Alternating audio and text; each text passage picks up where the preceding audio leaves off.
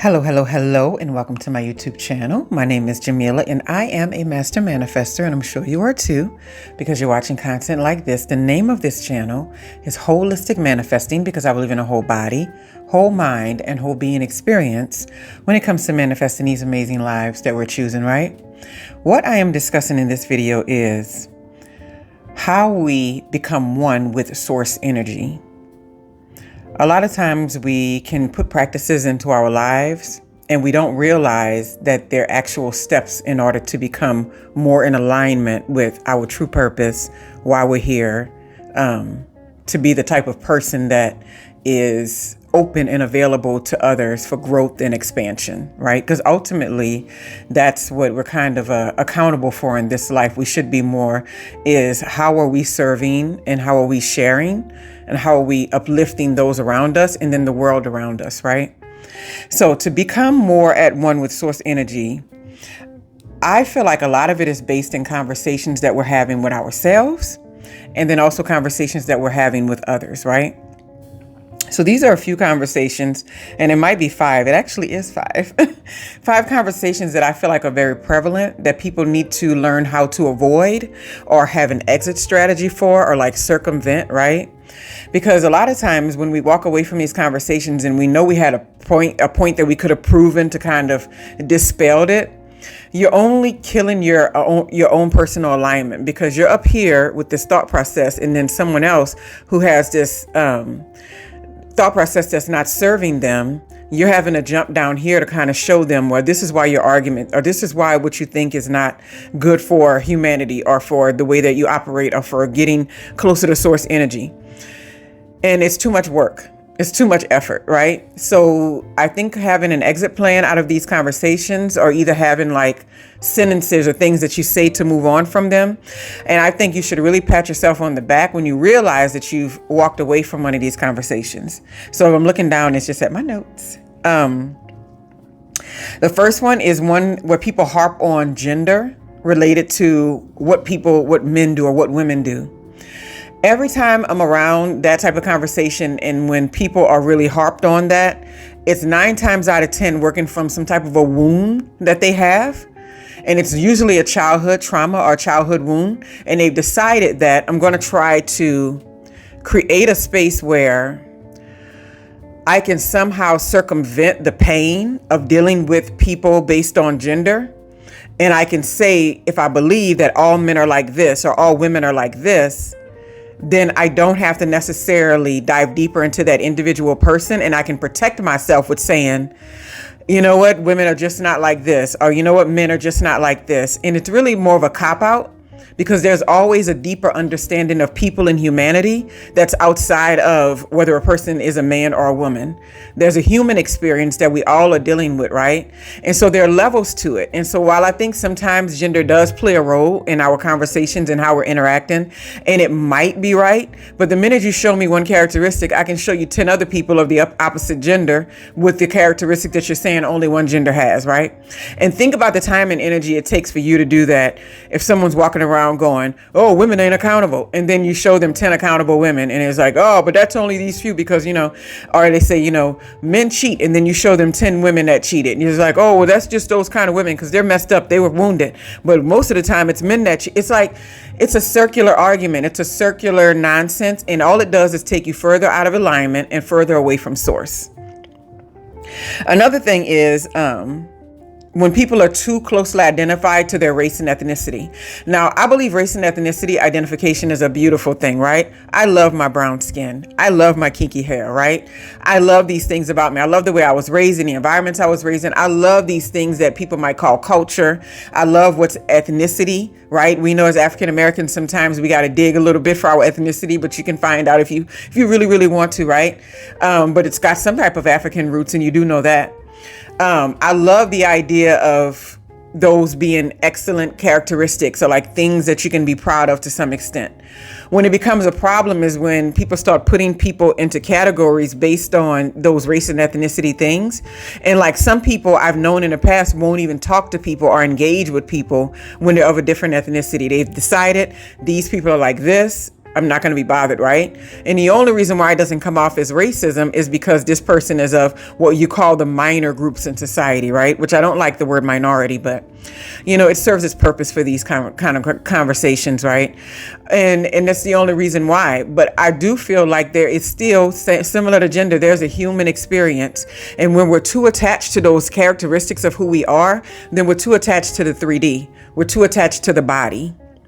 And if we're going to be so attached to the body, then we're always going to be heavy and weighed down by the happenings of what's going on this earth and what's happening around us and what people are saying, what people are doing. And if somebody looks at you funny and you think it's because they looked at me like that because my skin is brown, because I'm dark skin, or whatever like that. Even if you are right, what does that mean? It means nothing.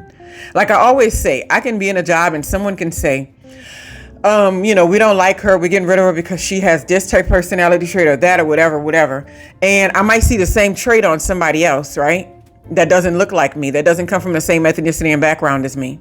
I would be wasting my time trying to convince them that they're racist or that they have a colorism issue or something. It's a waste of time. And to be honest with you, my goal is to get out of environments that are okay with this type of behavior. So even if it is, they'll never admit it anyway. Even if it is, I'm trying to work myself up out of these kind of places that have this negative, this stink on it that's always attaching everything to ethnicity and race. We are so much bigger than that. We are so much more than that inherently as these spiritual beings. And to me, it's very hard to say that you are a spiritual being having a human experience if you're heavily attached to your race and ethnicity. I'm not saying these things can happen overnight, but there's a such thing as not trying to be something that you're not and still not being heavily attached to your race and ethnicity. I've been that anomaly in most places in my life. You can never say, look at me, she's trying to act like this, she's trying to be like this, she's trying to act, distance herself from blackness or something, because it doesn't really fly. My experience on this earth has flown above those labels for a long time. And while I come back down and have conversations about things, and I might have a chat about this or that related to ethnicity and race, I'm not wearing it like a deep wound or something that I have to walk around with and filter everything through all the time, right? I'm a person, and this is what I do. I people. Number 3 is scarcity acceptance, and like repetition of scarcity acceptance will bring you further away from source, right? It's like when people have this mindset, or you're having it too, where it's okay to say that we're broke all the time. It's okay to have this mindset that, when some so-and-so gets into office, we're going to be suffering without, with our paychecks anywhere, whatever like that. It's like, that's a total acceptance that the creator is less than these other entities that are around you. And a lot of people do not understand how big that is. When you're giving your power away saying, I'm not going to have a good life, or, these taxes are going to ruin me, or this is going to be that, or this political system is going to be, the reason why I don't succeed in life. You are making those entities bigger than the creator himself. How is that possible? If the creator is the source of everything and creates everything around us and creates this world and creates these silly political systems that we all are paying attention to sometime or not, that we're participating in or not, if that's being created, then how can that be bigger than the creator that we all serve? How can that be bigger than the source? So anytime you get in these conversations where people just kind of have a heavy mindset and it's already just accepting scarcity, accepting to be underfoot of another man, accepting to be repetitiously talking about what you don't have or what's not going to happen or what you're not going to get, or taking the doom and gloom route every time they get a chance, that's when you really got to think, what, is this taking me closer to source energy, believing in the power of source energy, or is this pulling me away from it? And anytime we start fiddling around too much with what other people are doing, that's pulling us away from it. Another one is judging other people's life choices and speaking limitations over them. So we might see something. This is a prime example. If somebody decides, I'm not going to go to college, fine and dandy. And then you may be around a group of people that's like, Oh, what kind of future are you going to have? What kind of, they didn't want to go to school. They didn't want to get an education and all these kind of stuff. And then we see this person 5 years later doing all types of humanitarian work, writing books, traveling, speaking to other people about their own experiences. And you're just thinking like, I spoke limitation over that person because they didn't have this specific thing in order, right? And it doesn't work that way, because when people choose themselves, when they choose to walk in alignment with who they are, when they choose to identify more closely with source energy, they get all the benefits of life. The college degree is just another thing that you may be able to walk through and get some benefit from or not, right? And I say that as a person with quite a few degrees. It's like, it was never a thing of, if I don't have this, I'm not going to be nothing. No, it was, okay, so I need that technical degree in order to teach this course. Okay, I'll go get it. That's what it's mostly comes down to. And even people like, say, someone who find themselves as a single parent, mother or father, it really doesn't matter. And people want to judge their life and talk about the limitations of what they're not going to experience, and what they're not going to have, and who they're not going to be. You know how many people spoke over my life and limitations because I was divorced mother of two? And they're wrong. they were wrong 10 years ago, and they're wrong now, because they don't get to decide that, right? If you stay closer in alignment with source and you do what aligns with your true purpose, and always meditating and asking these questions, where should I be headed? Where am I trying to go with this life? How can I help other people? You're always going to come out shining. You're always going to be seen through the light, right? You're not going to ever be weighed down by the limitations that other people spoke over you. And we get caught up in these conversations where people are like judging other people's life choices, and they're judging the way that they went down this aisle, and look how they raised their kids, and look what they did, and all this. We kind of really killing ourselves, because that limitation that we're speaking over others, that's the same limitation that we believe for ourselves. And if we don't want to believe it for ourselves, we can't believe it for our fellow human being. And then the last but not least, when people argue for a limited mindset and they call it reality, and discuss why everything won't work, right? I hear this all the time, right? And it's just, I don't think people are realizing they're doing it. I think people think that if they label something reality, that somehow that won't be labeled as negative, right? But to me, if you walk in a room, right, and there are 10 people in the room, and there are 9 negative people, right, and 1 positive person, why would I cling my energy and walk towards the 9 negative people that are not offering anything, that are talking down on me, that are looking at me with snide looks, right? Why would I not gravitate towards that 1 bit of light, right?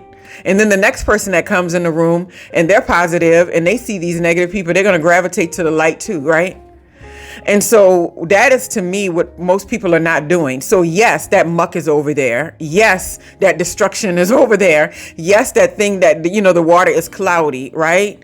But what about the parts that aren't, right? What about a situation when 90% of the situation looks bad, right? What about that 10%? We're just going to throw it away? Like, that is what the Creator gives us. It gives us that little bit of light so we can build on top of it and create more and more light. But if we're always like, oh, wait, no, there's too much darkness here, there's too much doom and gloom, the prognosis has been given, it's already too late, then when do we get the opportunity to show our true faith?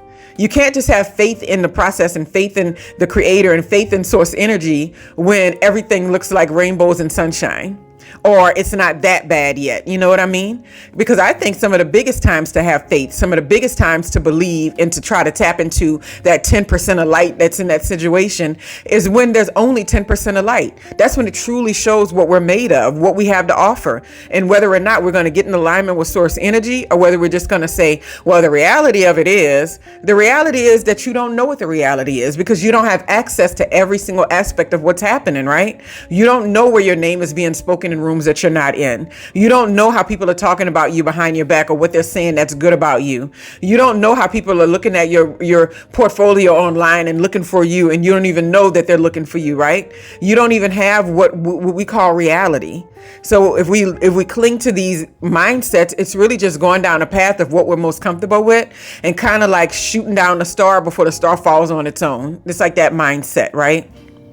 It's like, let me tarnish this before it tarnishes and then it catches me off guard, or something like that. Sometimes it's okay to sit with the things that aren't perfect and still see the beauty in it, and still see where it can be better, it can be more, and more can be offered. Some people can't sit in that in-between space. They have to be able to say either it's good or it's bad. And that's just not the way source energy works. That's just not what alignment is, right? Alignment is lining up with the light in the room, the positive energy in the room, and the faith and the belief, the actual faith and belief, not running around saying, say a prayer for this, say a prayer for that. And I, had a conversation with God. I find that too, and people run around saying that kind of stuff a lot. Sometimes, not always, they're the least people that's connected to source energy. And the reason why I think is because they want to outwardly show everybody that, I prayed, I'm grateful, and this is how I did it. This is what I did. But literally, it shows up in how you approach situations where there's almost nothing to believe in. But guess what? Here you are. Here you are, not speaking negativity. Here you are still not calling reality, because the reality is that the light is there, even if you can't see the light, So anyway, these are the things that I thought about when it comes to how we can get closer to source energy and more in alignment, and some of the ways that we can avoid these conversations that truly do not shine a light in the areas where we want to grow and expand and be. And it's all about becoming more human, more of a person, having a deeper connection with the humanness that we all have in connection with each other. And if we do that, then we can't start harping on all these little nuanced individual things and stereotypes and ethnicities. We can't be so attached to this third dimensional experience if we want to experience the big and powerful and beautiful things in life. Anyway, I hope you all have a wonderful, wonderful, wonderful day.